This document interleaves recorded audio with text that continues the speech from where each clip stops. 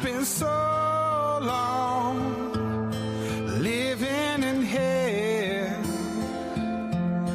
They say my lifestyle is bad for my health. It's the only thing that seems to help. All of this drinking and smoking is hopeless, but feel like it's all that I need. Something inside of me's broken. I hold on to anything that sets me free. I'm a lost cause. Baby, don't waste your time on me. I'm so damaged beyond repair. Life has shattered my hopes and my dreams. I'm a lost cause. Baby, don't waste your time on me. I'm so damaged beyond repair. Life has shattered my hopes and my dreams.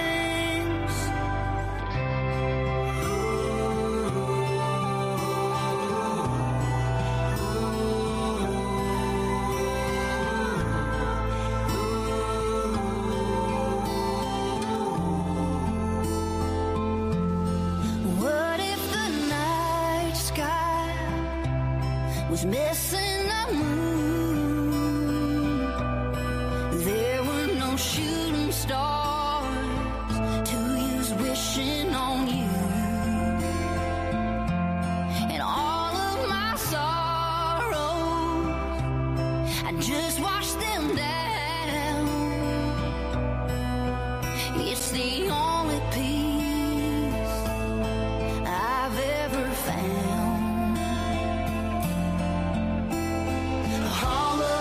Drinking and smoking is hopeless, but feel like it's all that I need. Something inside of me's broken. I hold on to anything that sets me free. I'm a lost cause. Baby, don't waste your time on me. I'm so damaged beyond repair. Life is shattered, my hopes and my dreams. I'm a lost cause. Baby, don't waste your time on me. I'm so damaged beyond repair. Life is shattered, my hopes and my dreams.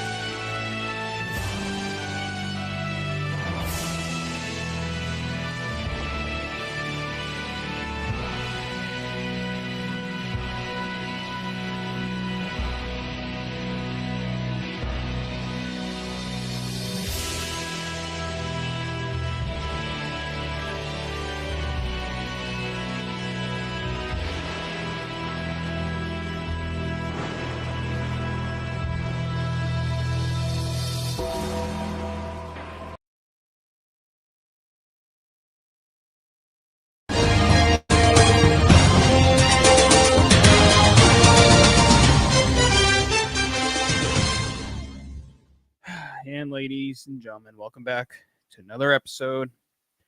This is the Sports Cave. And it is just 2 days later of our Toronto Maple Leafs blowing a 2-0 series lead. Job wasn't finished, and apparently the job did finish because in typical Toronto Maple Leafs fashion, it is over. The season is over. They blow a 2-0 lead. Florida wins 4 out of the last 5, and, just complete devastation. Let's get into a little bit of hockey here.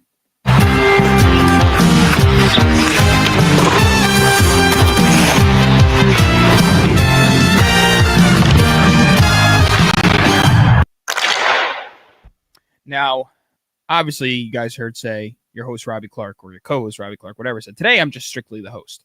As we all know, Zachary is out with his lovely girlfriend out exploring Amsterdam. We are wishing them safe time and safe travels as well on the way back to Canada. But ladies and gentlemen, you know goddamn well Zachary couldn't keep his mouth shut because he is probably the biggest Toronto Maple Leaf fan in the county. There's no doubt about it. I mean, Zach takes these Toronto Maple Leafs like they're his own team, like he fully invested in them, like he's part owner.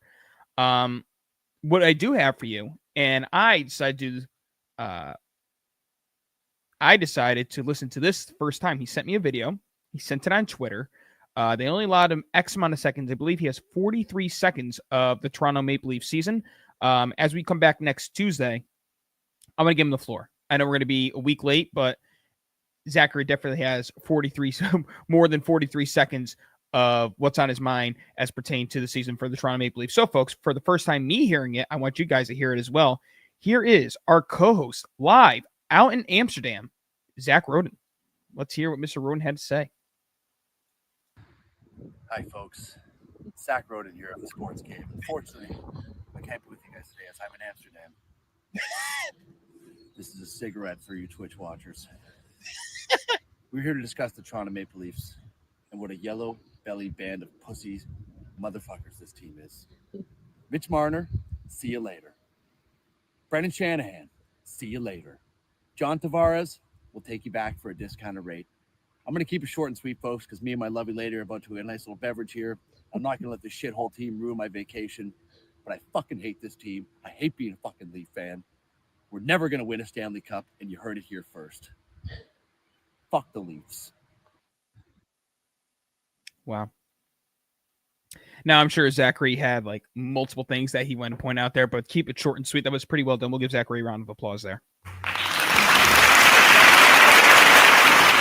You won't be hearing this for the rest of, maybe until October.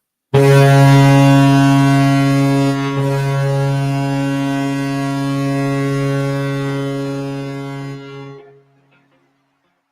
I'm not logged in here, so I can't play Panama. It's going to take a while. Well, folks, I'll do the best I can to recap the series because Zach could definitely explain the hockey terminology better than I can.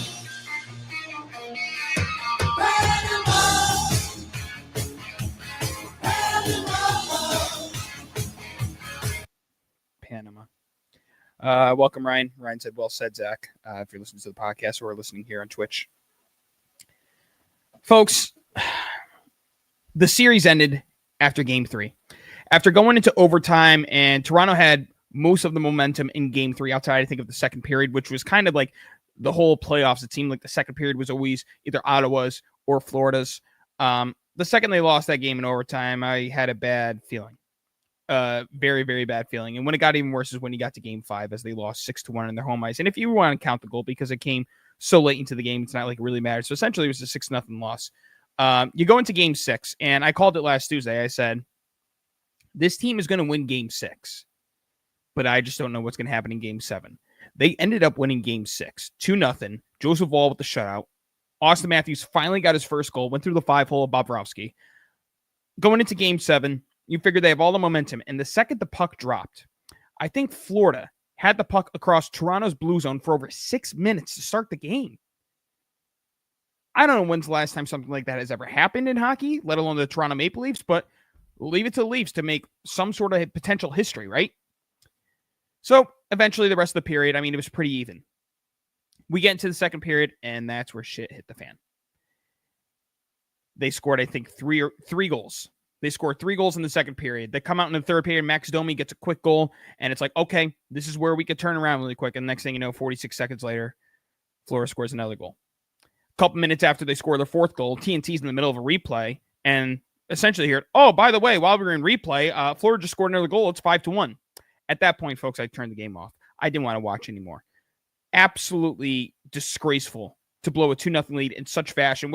Honestly, if they had lost a close competitive game 7, I guess, we'd be sitting here a little different. Maybe our moods would be a little different from where they're at right now.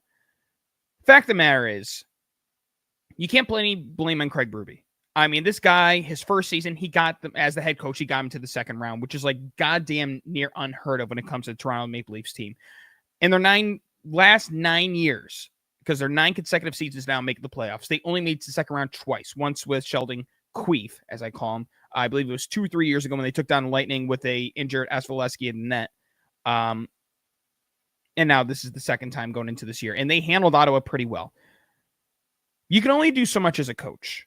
The only thing I wish that he had done was taken Marner off the line with Matthews, because you can't have 2 soft cowards on the same line in game 7, because it hadn't worked the whole series. The reason why the Leafs were up 2-0 was primarily because of William Nylander, and it seemed eventually that the Florida Panthers kind of figured him out. The only players that deserve the benefit of the doubt are William Nylander. Although, yes, there's a clip out there after him putting a shot on Bobrovsky. He kind of just gave up on the play and made his way all the way back to the bench instead of fighting for the puck still across Florida's blue line. You got to give him the benefit of the doubt. Matt Nyes. Matt Nyes played like a man on a mission. Like he probably was the one that showed that he cared the most out of everybody on that team. And Joseph Woll.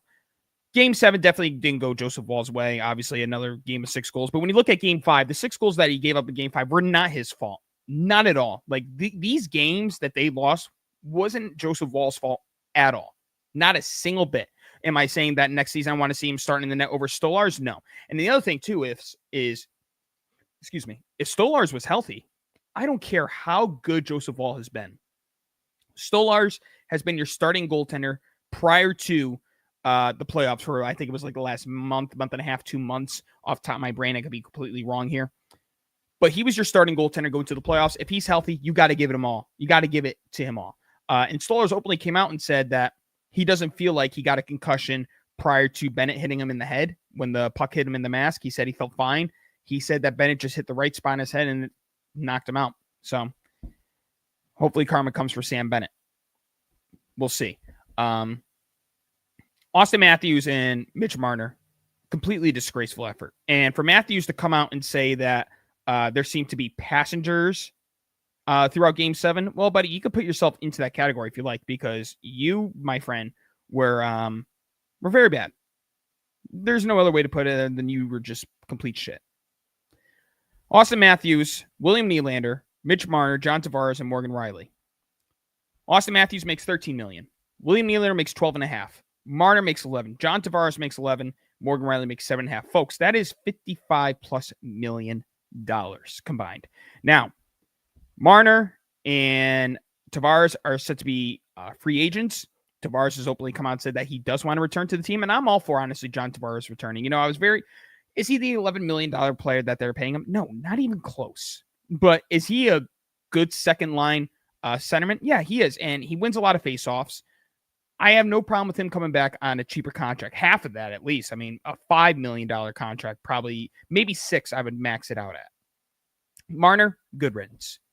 Get him out. I mean, I'm not going to put all the blame on Marner. He's my 1B. The 1A has to go to Austin Matthews. I understand that he was dealing with a lot of back injuries throughout the season. Dude, if you need the surgery, just get the damn surgery. Because we can't have you putting that lackadaisical effort out there. You have to play like the player that they're paying you to be. The guy that scored 69 goals 2 seasons ago. That's why they gave you that contract. That's why they made you the highest paid player in hockey. Because of what you showed 2 years ago. But it's something about this Austin Matthews that come playoff time, damn it, I hate to say it, because I love the other guy way more than I love Austin Matthews. It's Aaron Judge-esque. It's like the second the playoffs come, they shy away. They forgot how to play their game completely. They're second guessing themselves. They're making boneheaded little league mistakes. So after the game, we have a clip here from TSN on Twitter of some reporter, the Toronto Maple Leafs, Mr. Austin Matthews. Take a listen. Yeah, it was tough. Definitely, physically, it was a very tough season. I don't, need to get into like the specifics of stuff, but, got injured in training camp. Obviously wasn't feeling great throughout the first month or so of the season, took some time off, went to Germany, did all these things to try to feel better. Then, just kind of in a place that, felt like I could manage it. There's obviously some, good stretches where I felt good. There were some stretches where I didn't feel very good. Definitely a tough year physically, but I'm, confident with some time off and just, going through, my own process and stuff like that and treatment and everything. I'm really confident I'll be back 100%, next season, and there's nothing really to worry about. Did you react? No. Feeling surgery? Can you share with us what happened, or you like to be private? Yeah, I'm just going to keep it between myself. Yeah. Did it affect your ability to shoot the puck? I think it impacted a lot of different things for sure. Yeah. I definitely feel like that reporter that asked him, did it affect your ability to shoot the puck, was kind of more of like a troll question than it was like a serious one pertaining to his injury. Why is he so hesitant to talk about his back injury?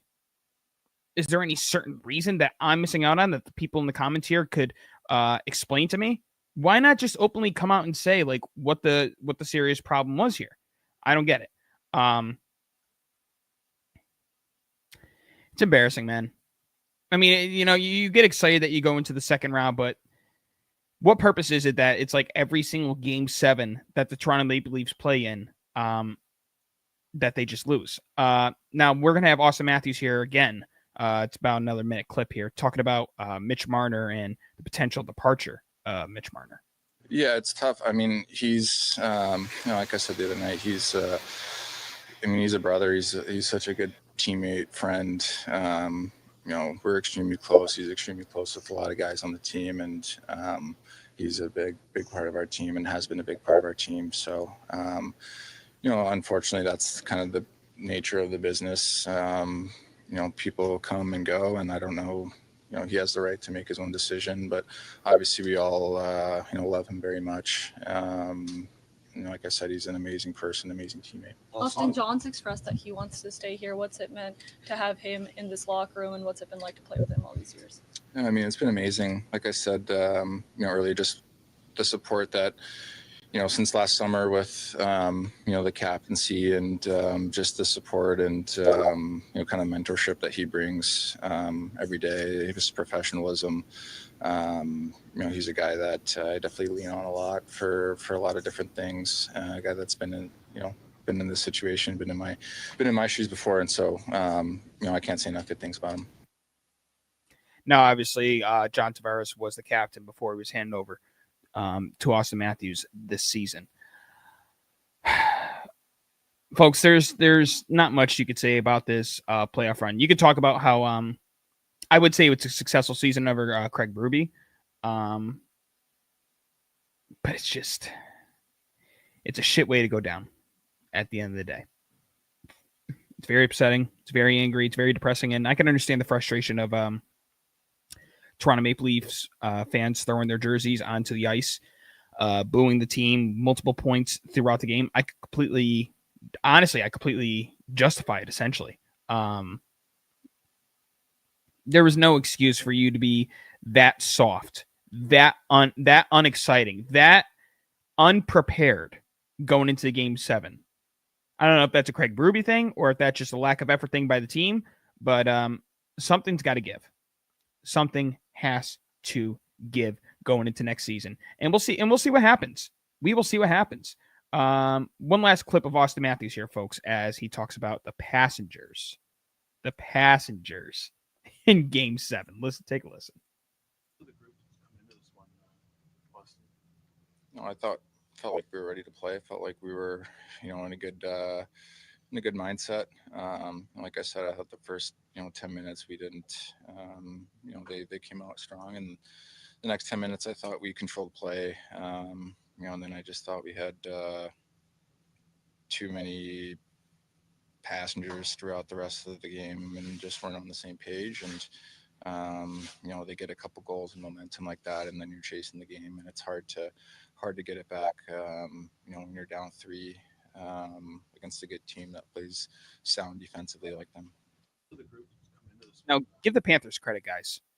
Florida put the pressure on Toronto back in their the entirety of the rink. There wasn't any moment in time where Toronto wasn't facing pressure, and they just couldn't handle it. They couldn't handle the single bit. Last thing to note here, folks, is Brad Marchand has made history. Brad Marchand now becomes the only NHL player in history to win all 5 Game 7 matchups against a single NHL franchise. He is now 5-0 in Game 7s against the Toronto Maple Leafs. Basically putting it as he is the Toronto Maple Leafs daddies. Need I say more? Now, with the Florida Panthers advancing to the Stanley Cup final, the first-round pick that they acquired from Boston for Brad Marchand, it was originally a second. Had they have gone to the conference finals here, it then advances into a first-round pick. And so it does. I believe I'd like to tweet here.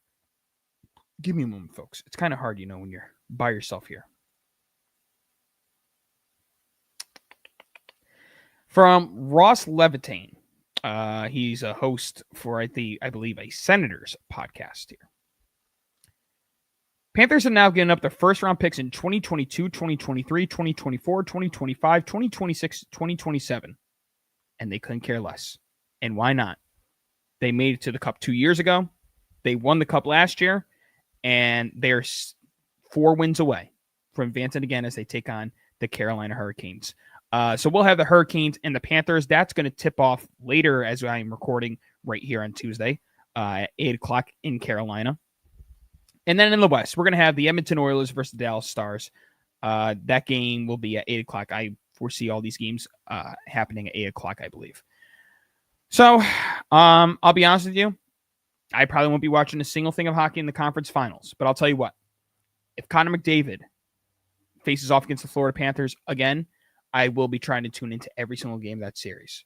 It went 7 last year. I'm disappointed in watch a single second, especially when you have someone as great as Connor McDavid, or as they call him, Connor McJesus. I mean, this guy is just by far the best player in hockey, as we always talk. Well, Zachary puts Nate McKinnon, I believe, in the same territory, which is understandable. But Connor McDavid, to most of the people, is by far the best player in hockey. And he's going to have a tough task ahead of him because their lack of defense, their lack of goaltending, but the offensive firepower that they have just from McDavid and Leon Draisaitl alone could be enough to take down the Florida Panthers. As it pertains to our Leafs, we'll see what's in store for next season. We'll see what's in store for the offseason, as they're going to have 22 immediately freed up in cap space heading into the offseason. We will see. The other thing that is very promising was reporters were kind of all over Matt Nyes about what he wants to do going into this offseason. And basically Matt Nyes said that he wants to stay as a Toronto Maple Leaf, whether it's long-term, short-term. He wants to stay a Leaf. He loves being a Toronto Maple Leaf. And that's seriously promising news for us Toronto Maple Leafs fans right now, because honestly, he was our best player heading into the playoffs. So, or not heading into playoffs, throughout the playoffs. So, kudos to Matthew Nyes. Kudos to Joseph Wall.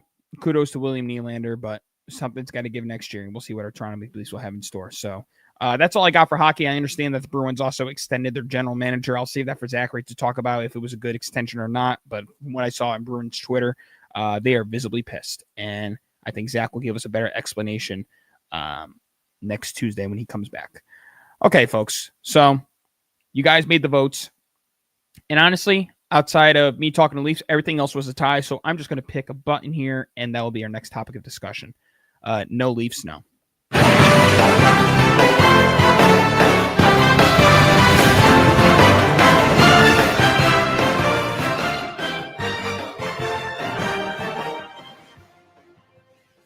It's the NBA on the Sports Cave. Folks, it's almost the end. It's almost the end of the NBA on TNT. So if you have any time, any chance to watch these TNT shows with Ernie, Shaq, Charles, and Kenny, do it because time is dwindling down and it's damn near over. Well, folks, God damn it. Damn it all to hell. The New York Knicks are going to the conference finals. Just give me another reason to like absolutely hate hockey and not want to do anything with hockey. Just give me a reason. Or did I just say hockey? I'm pretty sure I just said hockey because I'm out of my goddamn mind. Give me another reason to not want to watch any basketball or like basketball or anything with basketball. Well, they took care of Celtics in convincing fashion. Game 6 was an absolute blowout last Friday. My poor buddy John Plouffe had to go through it at the bar. The Knicks just absolutely slaughtered them at the start of the second quarter. At the end of the first, it was 26-20. The Celtics have been outscored in the second quarter 38-17. They were outscored every quarter afterwards. 28-20 and 27-24. The Knicks win by a final score of 119-81, a 38-point blowout. As Jaylen Brown shot 8 of 23 of 9 from 3 for 20 points. Derek White shot 3 of 11, 2 for 8 for 3. Peyton Pritchard, 5 of 10 from the field, but 1 for 4 for 3. And when you look down the Knicks, Karl-Anthony Towns shot 8 of 20. Jalen Brunson, 8 of 14, 3 of 8 for 3. He finished with 23 points. Mikal Bridges, 9 for 15, 4 of 6 from 3. He finished with 22 points. Deuce McBride had 10 off the bench. And at that point, they kind of just gave their starters the rest that they need heading into this series with the Indianapolis Pacers.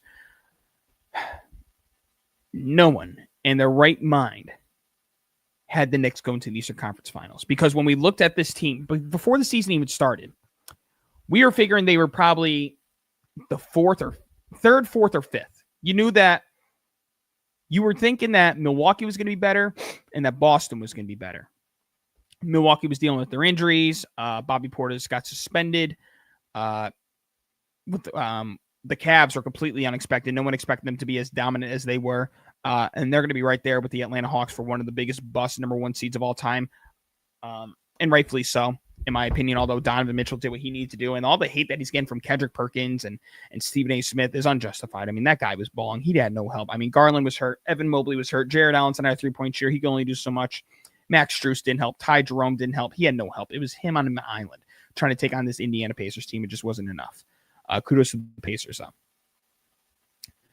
The Knicks, they have completely overexceeded expectations, and they are riding a big wave of momentum heading to the series against Indianapolis. Jalen Brunson is probably the third best player in these playoffs. Don't be confused by the mainstream media because I'm putting SGA over him. I'm putting Anthony Edwards over him, and I was very close to putting Julius Randle over Jalen Brunson, but you cannot disrespect what Jalen Brunson has done with this New York Knicks team. But this is a matchup of cohesiveness between the Pacers and the Knicks that is going to make a very entertaining series. Halliburton has been balling. He's been playing like a superstar this playoffs. Obviously, Jalen Brunson's been doing his thing. Mikal Bridges has been... Oh, damn it.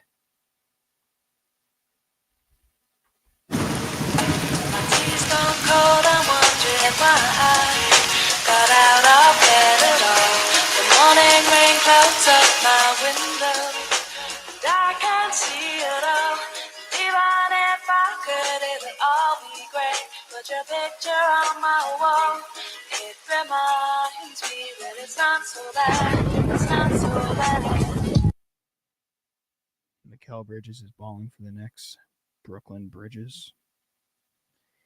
He basically was with that Mexican ship trying to take the Brooklyn Bridge down on his way over with the Knicks. God damn it.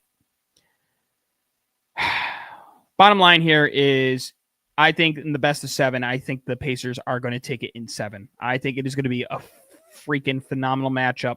A rematch of last season. Only the difference is, knock on wood, is that the Knicks are healthy right now. And for all those Celtics fans that are out there crying up a storm about the injuries with Jason Tatum, rumors about Jaylen Brown playing on a torn meniscus. Let me remind you, your path through the East was through injuries. Every team that you faced on your path through the East last year, superstars were dealing with injuries. You got the job done in the finals. Congratulations. I will not dismiss that. But you had an easy path last year as it pertained to injuries with Indiana, with Cleveland, and Miami. You had teams dealing with injuries. All their star players, Jimmy Butler, Donovan Mitchell, Tyrese Halliburton, they all sustained injuries. It's part of the game. That's what you said last year. That's what it is this year. It's part of the game. Got to deal with it. To Kristaps Porzingis, we don't know what the severity of this illness is that he's dealing with. So, a torn Achilles is fully recoverable for Jason Tatum. The meniscus is going to be fully recovery for Jaylen Brown, if that is set to be true. Whatever this illness is that Porzingis is dealing with, we hope that it is a full recovery because they are not justifying what this illness is, which is also kind of concerning for opposing players. Okay, so we have that in the East and then the West. We talked about last week, Golden State couldn't pull one game to keep Curry alive, and there's nothing really Curry could do about it. Your hamstring injury. If your team can't take one game, then what are we doing here? I mean, you didn't deserve to be in there then at that point. OKC and Denver, a little fishy, folks. A little fishy, and here's why. Before the Game 7 tip-off, the NBA updated their cover photo before the tip-off of Game 7, and it featured 3 out of the 4 teams, the Knicks, the Pacers, Minnesota, and before the ball was even tipped off, SGA. So to go into my whole rig thing of last week where I spazzed out, potentially further evidence that the NBA is rigged because Shai Gilgeous-Alexander was featured on the cover photo. Guess who won? OKC in convincing fashion. Unbelievable. Now, Denver, they did a pretty good job considering that they fired their coach, Mike Malone, taking it 7 games to 2 series, but you would have to wonder what the stamina of this team was going to be heading into Game 7 or heading into Game 1 against Minnesota. 2 straight series of Game 7s is pretty crazy. Unbelievable. Unbelievable. We'll see what happens next year and who the new head coach will be for the Denver Nuggets. I'm shocked that Mike Malone didn't stay. I think it would have been a different outcome, but we'll never know with the decision that they made. So tonight, 8 o'clock, is Game 1 between the Timberwolves and the Thunder. The Thunder are 6.5-point favorites. I think I would take that spread of plus 6.5 of the Timberwolves. I think it's going to be a close matchup. And then on Wednesday, we'll have the Pacers and the Knicks starting at 8 o'clock. That will be on TNT. So Reggie Miller will be in the building throughout that series. Ooh, good luck, Reggie. Good luck, Reggie. And I don't know if you folks had a chance to see the video of Knicks fans throwing the trash bag at a pedestrian walk around New York City, minding his business with this Tyrese Halliburton. They were throwing trash at him. They all ganged up on him. Luckily, he didn't get hurt. And the thing that's like even more disgusting, that he's a firefighter for the city. So Pat McAfee did his research. He found out who the gentleman was, got a hold of him, and then also got Tyrese Halliburton on the phone. And on the Pat McAfee show, Tyrese Halliburton told the fan, "We are going to get you tickets to Game 4. We want you to come out here for Game 4. To which obviously he said yes. And Pat McAfee kind of told me, he's like, "Hey, listen, this guy just signed a Supermax deal. You better make sure that you get first class." Damn near private jet at that point. So that fan that was getting bullied by Knicks fans is going to go get to watch Game 4 for free off of Tyrese Halliburton. So kudos to that fan. What else do we have here? The sweepstakes are heating up as it pertains to Giannis Antetokounmpo. It's just never ending. We're hearing so many different reports on teams that he wants to go to. So what I'm going to do is I'm going to go on Twitter here, and I'm going to see if we have the live betting odds for Giannis Antetokounmpo's new team odds listed. So let's go and Google search Giannis Antetokounmpo odds. Okay, so this is via FanDuel, and this tweet was put out 2 hours ago. Odds for Giannis Antetokounmpo next team via FanDuel. Plus 1,500 is the Brooklyn Nets. Plus 850 is the Toronto Raptors. Plus 750 is the Rockets. Plus 500 Spurs. Minus 120 is the Bucks. Every other team is a plus 2,000 odds or longer. So, the Nets were favored last week or 2 weeks ago when we were doing the show, and now they're dropping down. It makes sense after the draft. I mean, it's going to be a very interesting offseason to see what happens with Giannis, but I think there's a very, very good chance that he will not be in a Milwaukee Bucks uniform going to next season. And a lot of it has to do with how much they have failed since their championship. I mean, they brought in Doc Rivers. We all know what Doc Rivers is. He is the most overrated coach in NBA history, by far. By far. Dame, it hasn't really meshed with Giannis. You know, Dame goes from being a number one to have to take that step back. And, I mean, he's fulfilled the role pretty good, but a lot of nagging injuries that he's been dealing with. The trade for Kyle Kuzma has not worked out at all. Not in the slightest bit. It has been a catastrophic failure for the Milwaukee Bucks bringing in Kyle Kuzma. To no surprise. The guy is too worried about dressing like a buffoon than he is worried about playing basketball. It kind of feels like the second that he got traded out of the Lakers, he just forgot how to play ball. I mean, I guess maybe that happens when you get traded to the Washington Wizards. So maybe it's a good thing that they didn't get the first pick for Cooper Flagg's sakes. Who knows? Who knows? Well, folks, again, this is going to be a very quick show. It's just me, myself, and I. We're doing the best we can. We thank you for listening. We want to remind you to like, subscribe, follow, share, all that good stuff. All that good stuff. Let's go to, we'll get through this sport very quick because there's only one piece of topic to talk about.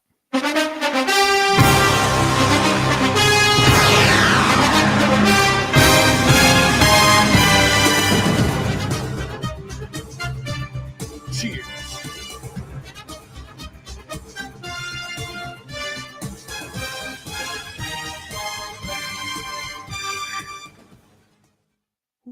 We're almost done. We almost drank the gallon for the day, folks. We're close. All right. Let me go on my tab here just to make sure I didn't miss out on any notes because right now I only have one thing as it pertains to the NFL. So let me just double check here, folks. Oh, then we also, I guess I could just talk about this really quick. Chicago Bears earlier in the offseason made a trade with the Kansas City Chiefs to bring in former Pro Bowl guard for both the Patriots and the Chiefs, Joe Thuney. And immediately, as of today, he gets a 2-year, $35 million contract extension. Joe Thuney's a very good guard. I think he filled in left tackle pretty good for the Chiefs. He's never played tackle in his career in the NFL, so he filled in pretty good considering the circumstances, very last minute, and in the Super Bowl. He did a very good job. So, I mean, he's one of the better guards in the league, and he will protect Caleb Williams, and it's just a matter of can the rest of the line help out Joe Thuney. We'll see as the season comes. But the big news. It's finally happened. You know, we were wondering when this was going to happen, and it happened, I believe, Saturday or Sunday. The extension finally happened. Brock Purdy and the 49ers come to an agreement on a 5-year, $265 million contract extension, including $181 million guaranteed. Congratulations to Brock Purdy. Say what you want about him as a quarterback, but one thing's for certain, folks. He has significantly over-exceeded expectations. He was the last pick of the draft. Mr. Irrelevant. They literally announce it. And Mr. Irrelevant. Quarterback from Iowa State, Brock Purdy. Give the guy his respect. He may not be the best. I mean, you might argue he's not top 10, maybe not even top 15, but top 20 as the last pick of the draft. I mean, we have a lot of guys like Mac Jones, who was the third pick of the draft. It was a bust. Trey Lance, a bust. Zach Wilson, a bust. And we can go on and on name first-round quarterbacks. I mean, Jameis Winston, yeah, he's still in the league, but he's a bust. You got to give the dude his respect. At the end of the day, did they overpay? Most likely. However, this guy has 9,518 passing yards, 64 touchdowns, 4 playoff wins, an NFC championship, a Pro Bowl, and Super Bowl appearance. A Super Bowl appearance. The kid deserves the respect that he earned, okay? It's an overpay, but what would you expect? He was going to get that money from some other team, the same amount of money. And I think it's the highest paid total contract, the 265. I could be completely wrong on that, but in terms of AAV, I believe it was like 7th on the list. I know he's tied with a couple of very, very good quarterbacks, but I mean, we should all know who number 1 is. Number 1, in case you forgot, is Dak Prescott at $61 million. And I believe Dak Prescott is the longest tenured Cowboy now on the team. I believe so. it's been that many years of Dak Prescott. I think we're going into year 9 or year 10 of Dak Prescott over there in Dallas.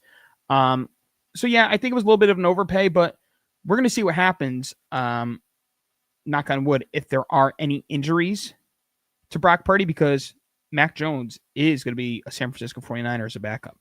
So time will tell. Maybe Mac Jones takes over and they have to eat that contract. Who the hell knows? Time will tell. Reminder, no Deebo Samuel. We don't know what the certainty with Brandon Ayuk is, but Juwan Jennings, Ricky Pearsall, I think they're going to fill in just fine. I think the Niners are going to have a big bounce back year this season, but they got to stay healthy, obviously, because that was their problem last year. It wasn't the talent. It was the lack of staying on the field. Every running back known to man, a couple guys in defense, a couple guys in the O-line. Trent Williams was dealing with his contract disputes, and then he ended up getting injured throughout the season. He was here and there, not really playing. Kittle played nearly a full season, which is a shocker because normally he's the one dealing with a lot of the injuries. So we'll see what happens with the Niners if they have a healthy season this upcoming season. That's all we got for the NFL. Let's talk about the PGA Championship really quick, folks. So heading into Sunday, Scottie Scheffler, I believe, if I'm not mistaken, Scottie Scheffler was a minus 30,000. A minus 30,000 to stay number one and win. We get to the 9th hole. Him and Jon Rahm are tied at -9. Scottie Scheffler looks up at the board and he sees it. And the announcers are saying, well, Scottie's kind of having trouble here, and Jon Rahm has been playing really hot, so the momentum is in favor of Jon Rahm. Well, they spoke too soon, because after they said that, Jon Rahm completely fell off a cliff, which most PGA Tour fans, I'm sure, are significantly happy that happened, because we don't like Jon Rahm. We don't like Jon Rahm. At least I don't like Jon Rahm. I think my grandparents in the living room don't like Jon Rahm neither. I could be wrong, but I absolutely hate Jon Rahm. I hate him before he even went to live. Never been the biggest Jon Rahm fan. Let me see if I can get the results here of the tournament. What are we in? We're in May. What is it? Monday will be Memorial Day. So with Monday being Memorial Day for my Americans here, enjoy the holidays. Stay safe. But remember the reason why you have that day off. Okay. Say thank you to a veteran. So just remember what sacrifices they made for us to celebrate. So just be in remembrance of that. So Scottie Scheffler wins by a wide margin. He finishes -11. There was a three-way tie for -2, or three-way tie in second place with -6. It was Harris English, Bryson DeChambeau, Davis Riley. We had 2 tie for 5th. We had Taylor Pendrith at -5, and Johanna Vegas, who, by the way, Vegas Friday was -10 going into 18, double bogeyed, went to -8, and from that day, a 73 and a 72, he finished -5. So at one point, a -10, he dropped down to a -5. You hate to see it. You absolutely hate to see it. Matt Fitzpatrick was kind of battling, going up and down the board. He finished at -4. He's tied with Siwoo Kim, Jon Rahm. Siwoo Kim, who had the 252 hole-in-one on a par 3. Keegan Bradley, Joe Highsmith, Ryan Gerard, Denny McCarthy, Denny McCarthy, Ben Griffin, Joaquin Newman. Our buddy, who we were hoping was be able to complete his last major championship, Mr. Jordan Spieth, he did not make the cut. He just missed the cut. So maybe next year, Spieth will have another opportunity. Time will tell. Isn't it crazy that Jordan Spieth was at one point supposed to be like the next best thing? But folks, the next best thing that we got is Scottie Scheffler. This guy is arguably the face of golf. How many major championships does he have now? I think 5. I could be mistaken there. Let me look up Scottie Scheffler here on Twitter. Scottie Scheffler. By the way, this ad that Nike did for Scottie Scheffler is pretty dope. That is a dope ad right there. I'm a fan.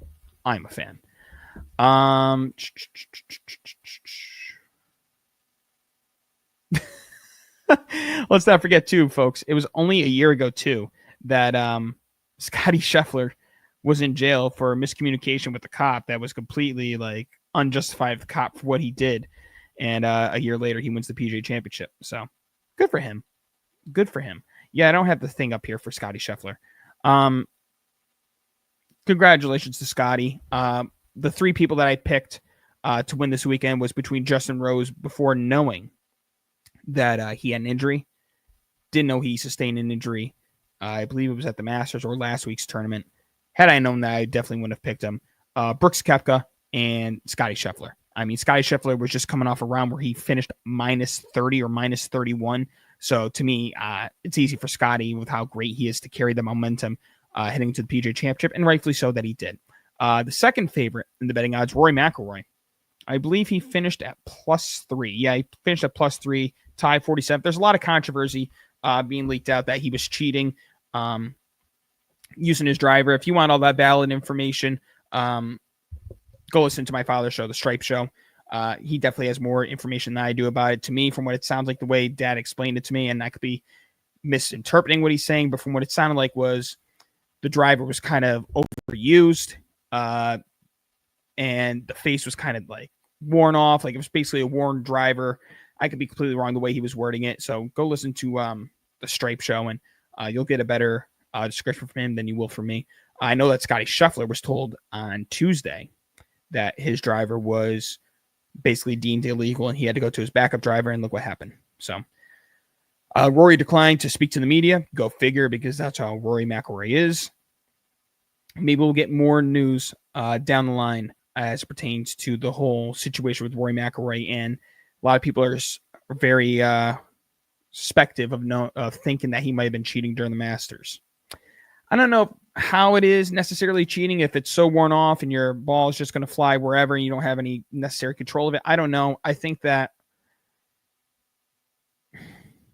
it's hard to cheat in golf unless you're using mulligans, in my opinion. Unless you're using mulligans, it's the only way I think that you could be cheating in golf. So I don't know. We'll get more news hopefully down the road. All right, let's get into our final sport here, folks, and then we are going to call it an evening.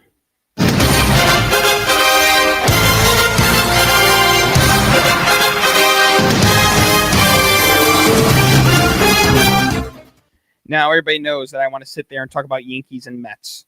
Absolutely, everybody knows I want to sit there and talk Yankees and Mets, but I'm going to wait a while before we get into that. And a lot of that has to do, too, because I want some audio here of what's going on with Juan Soto and the Mets. And you guys got to kind of be patient with it, too, because, you know, a lot of the things that are coming out are coming from Yankees reporters, so you don't know how necessarily true a lot of these things are. Although, do I believe that some of it's true? I do believe some of it's true. But do I believe most of it, if not all of it, is true? No, I don't. I don't think so at all. So before we get into the Yankees and Mets series recapping that, why don't we talk about this? The Baltimore Orioles fire their manager, who 2 years ago won 101 games. Brandon Hyde was named the manager of the year. Fast forward to Saturday when he got fired. They were 15-20 to start the season, and there's just a lot of things going wrong in there in Baltimore. First things first, it pertains to Baltimore. The pitching is absolutely atrocious. There's not one single starting pitcher on that team that probably deserves a roster spot on the majority of teams, unless you're the Sacramento A's, the Miami Marlins, the Pittsburgh Pirates, outside obviously Paul Skeens. We know what Paul Skeens is. The whole pitching staff is putrid, and their way of replacing Corbin Burns was bringing in Charlie Morton, who's over 40 years old and way past this time. The hitting is non-existent on that team. Gunnar Henderson has been poor. Adley Rutschman has been poor. No one's really replaced Anthony Santander, although he's not really doing anything spectacular over there in Toronto. He can't be worse than anybody right now on Baltimore. They are sitting today as I'm recording. Let me go to the standings here. They're last in the AL East. I know that for sure. Baltimore's on a 7-game losing streak. They were 15-28 when they fired Brandon Hyde. They're 15-31. You really got to sit there and ask yourself, you're a Baltimore Orioles, do we just blow it up again? Felix Bautista, Yanier Cano. I mean, do you think about trading off Gunnar Henderson? Do you think about trading off Adley Rutschman? Do you try to see if you can get a suitor for Tyler O'Neill, for Cedric Mullins? I mean, they are 5.5 out from Tampa. 7 out from Toronto for third, 7.5 out from Boston for second, 12 out from the Yankees. And as it pertains to the wild card, they are the second worst team in the AL. The only team worse than them is Chicago White Sox. They're 10 games out from, and the teams that they have be trailing here, Minnesota, Kansas City, Cleveland, the whole Central has the wildcard slots right now. Houston, Texas, Baltimore, Toronto, the A's, the Angels. Hell, the Angels are only 4 games back. That's a shock. This is by far the biggest shock to me this MLB season is how bad this team is. Because going into this season, I didn't discredit them, but I said the AL East was coming down to the Yankees and the Red Sox with Baltimore in the mix. They're completely out of the mix. Baltimore is performing the way I thought Tampa should be performing this year. And what a shame it is.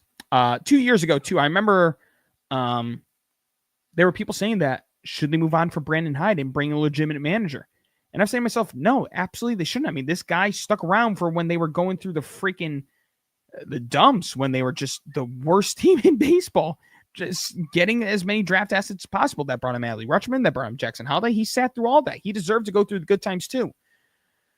Well, they don't want to waste any more time than the bad times, so we'll see how much longer this losing streak will be. We'll see if this new interim manager can get him out of the schneid, but something tells me that there's a good chance that that is not going to happen. Once again, before we get into the New York Yankees, I want to talk about this certain player.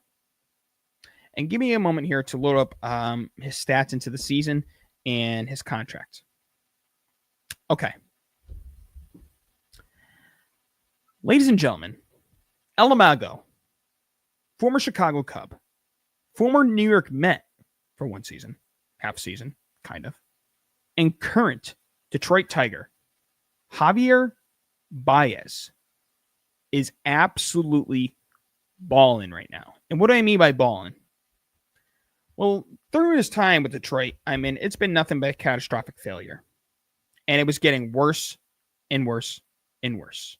In 2022, he signed a 6-year contract worth $140 million. And the one common denominator with Javi Baez is, yeah, there's times where he can get a complete hold of one. He can hit the ball very far and hit a ton of home runs. But the big problem in his career was the strikeouts. Big strikeout guy. In 2022, in 144 games, he struck out 147 times. He had a 238 average, a 270 on base, so he wasn't even seeing the ball well. He walked 26 times in 590 plate appearances, which is absolutely terrible. In 2023, oh, by the way, he had 17 home runs in 2022. In 2023, he had 9 home runs, so now the power is going down, and he had a 222 average and a 267 on base percentage, so the numbers are going down even more. In 2024, they played him in 80 games. I think he was dealing with some injuries, but for the most part, they didn't want to play him, rightfully so. A 184 average, a 221 on base. Whatever he did this offseason is working because he's already matched his home run total from last season. Last season, he had 6 home runs. He has 6 right now through 38 games. He has a 291 batting average. He has a 326 on base. So the on base isn't really anything different from the batting average. It's still kind of similar. But the slug is 485. He has an 811 OPS, which is the highest since 2021 combined with the Mets and the Cubs. Javi Baez might be back. And he did it the right way. And he's being a team player by playing third base, by playing shortstop, by playing center field. His first season playing center field, he's making Gold Glove-esque plays out there in center field. I'm not saying it's sustainable, but what I'm saying is right now he's back to his old ways of being must-watch, the way he's hitting the baseball. There was a game against the Red Sox where he had 2 3-run home runs, one of them the game winner. Whatever has turned around for him, good for him. Because we were talking about this being the worst contract in baseball. We're talking about a guy whose WAR kept going down when he was Tiger. It started at 2.4. Then it dwindled out to 0.8. Then it dwindled down to minus 1.1. He's at a 1.7 right now. And maybe that'll increase. And good for him. Good for him. All right, let's get into this Yankees Mets series over the weekend. The Subway Series, which thank you, Jeffrey, for making that little gamble there. Your boy got $10 out of it. They almost had the sweep. They blew game 2, but they end up winning game 3 as the Yankees take 2 out of 3 against the New York Mets in their first matchup of the season. Their second matchup will be 4th of July weekend at Citi Field in Queens, or as I call it, Shitty Field. The New York Yankees kind of outclassed the New York Mets in that series. Let's go into Sunday's game. Pete Alonso with the costly error in the 8th inning led to the dismantling of the Mets the rest of the game. Let me just get the total amount of runs that the Yankees had Sunday night against the Mets before I say something wrong here. We have to go to Sunday Night Baseball, which, by the way, I think was the highest viewed Sunday Night Baseball game on ESPN since 2018 or 19. I think they peaked as high as 2.5 million viewers. I could sit here and tell you I didn't watch most of it because I was locked in on the Leafs. In the 8th inning, it was tied up at 2, and the Yankees put up 6 runs, including a grand slam by Cody Bellinger. Cody Bellinger had himself a weekend against them. Cody Bellinger right now, knock on wood, is on a 13-game hitting streak. In this series over the weekend, he went 7 for 11 with 2 home runs and 8 RBIs, and one of them, of course, the grand slam, the dagger, right over Juan Soto. Max Fried, he had 6 innings worth of work, 8 strikeouts. 2 of those 8 came from Juan Soto. And speaking of the man, Juan Soto over the weekend went 1 for 10. And we all know he definitely probably didn't have a very good time in the Bronx. In his first at bat, the crowd booed him, rightfully so. I don't need to play these clips because I know you've all seen it. It's been all over social media running rampant. Tips the cap. I thought that was absolutely hilarious what he did there. I'm a Jared Carrabis on this. The Bleacher Creatures. This new guy that's been running the Bleacher Creatures ever since Bald Vinny, had to kind of let go of it. He started a family and he gave it to this guy. The Bleacher Creatures turned their back on him as he was on the field. To me, I agree with Carrabis. It was insanely cringe. You're better off just booing the hell out of him. I think just boo him. Give him the finger. Swear at him. Talk about just do your normal trash talk. To turn your back on him is kind of cringe and kind of lame, if you ask me. He did not have a good series whatsoever. He looked completely lost at the plate. I think he was very uncomfortable. I think he just couldn't wait to get out of that stadium. And, a lot of people are saying, well, I don't understand why Yankee fans are so angry about him leaving. It's not like he was there forever. It was only 1 year. But the thing is I can't recall the last time the Yankees had a 1-year rental like Juan Soto. Because we all know the reason they brought in Juan Soto. They knew that was their best chance with Garrett Cole, Judge, Stanton, all of them entering damn near close to the end of their primes. Cole's got the Tommy John surgery now. Stanton, we're waiting on to come back, and Judge is still balling for right now. That was our best chance to win a World Series. So you bring out the best available piece in the market. You make the trade. You trade Michael King. You trade Kyle Higashioka, and you do it 45 billion times out of 45 billion times. Every time. And he was embraced with more love, I'd argue, than Aaron Judge. Because the Yankee fan base knew how important Juan Soto would be to the success of this team. And it showed last year. They made it to the World Series because he had the game-winning home run in Cleveland. They made it to the World Series because he batted over 280 with 40 bombs. They made it to the World Series because of how many great moments that he had at the dish for the New York Yankees. He's not the reason they lost the World Series. I definitely give him that. But there's something to be said about running it back. And when we heard the reports that for a couple days, they had an agreement on a contract. And at the very last moment, the Mets swooped in again and offered him a contract. At some point, Hal and Brian Cashman did the right thing. Listen, dude, we're not going to keep doing this back and forth. We've done it so many times. We thought we had an agreement. The offer is going to stay at what it's at, which was 16 years, $760 million.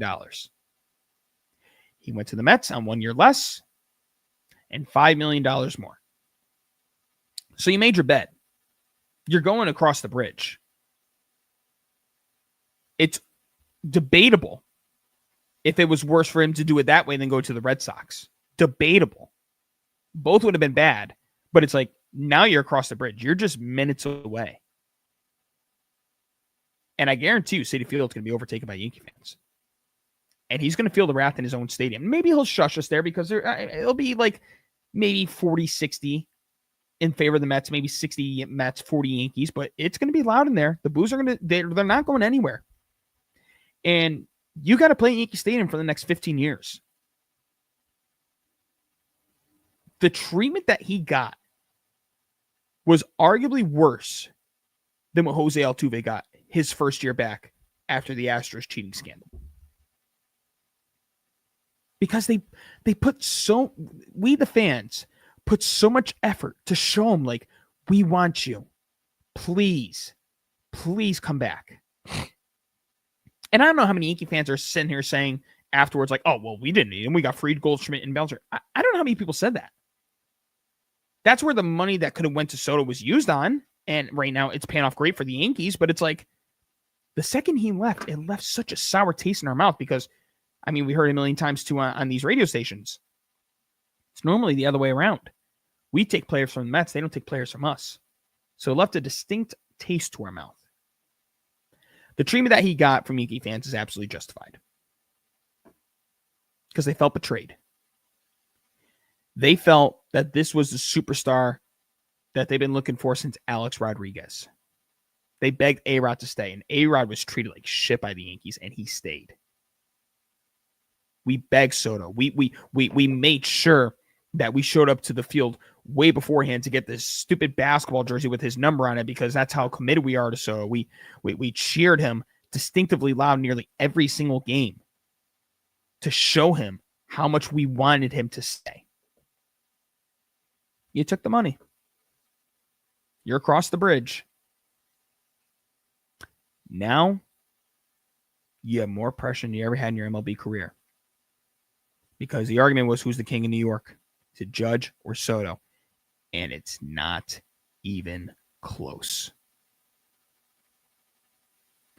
Aaron Judge, who's making way less money than Juan Soto, is significantly, and I'm using that word non-biasedly, significantly better than Juan Soto.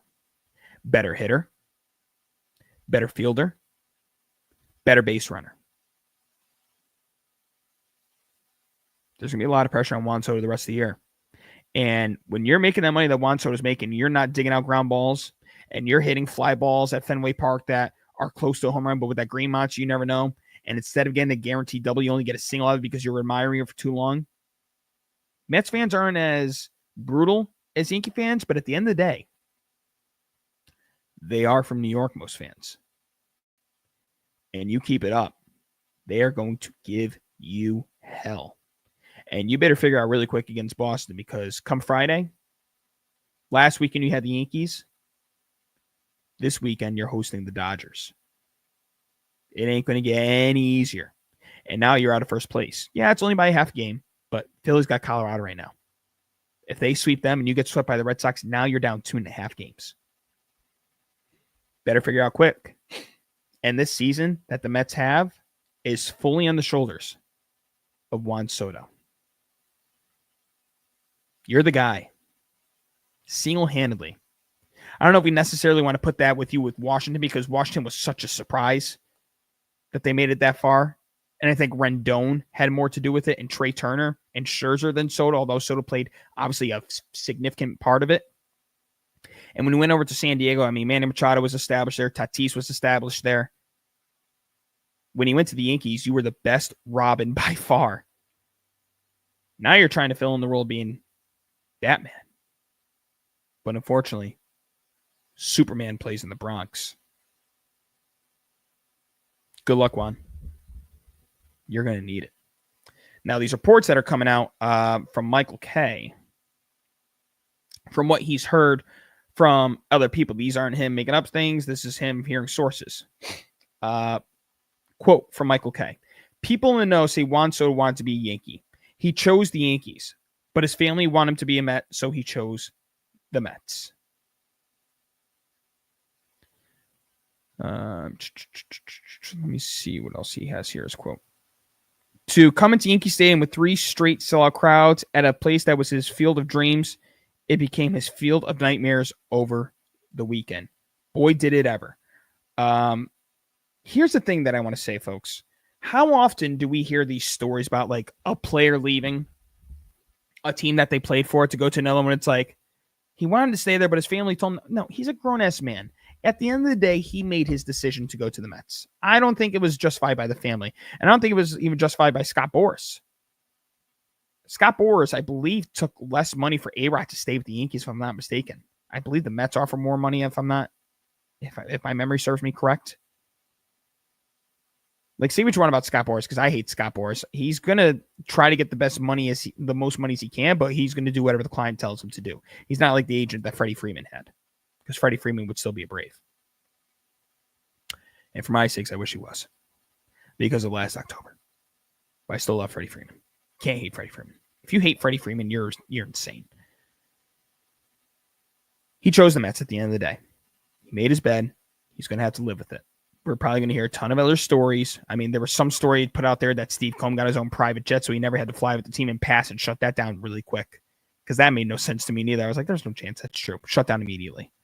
We're going to hear a lot of BS stories about Soto and Yankee sweepstakes. It's over. He's a Met, and that's something that we're going to have to live with. And I'm okay with it at this point. Bellinger is on a 13-game hitting streak. Goldschmidt is redeeming himself from last year from St. Louis. Max Fried is the current Cy Young. So they did a good job filling in the void. Good for them. But Goldschmidt, Bellinger, and Fried still have the same pressure as Soto does for both other sides of the clubs. Ladies and gentlemen, I'm surprised I made it an hour. Not going to lie. We made it an hour. Next Tuesday, we will be back. Zach will be back from his trip from Amsterdam, and I'm sure he's going to have tons of stories, and I want to give him the opportunity to speak about his Toronto Maple Leafs going into next Tuesday. Enjoy the week of sports. Enjoy the weekend. Be safe. Be responsible. And we want to thank you all for listening. And as Zach would say, since he's not here, I will fill in the words for him. Stay sexy, Sports Cave. I will not say F you to my father like he does.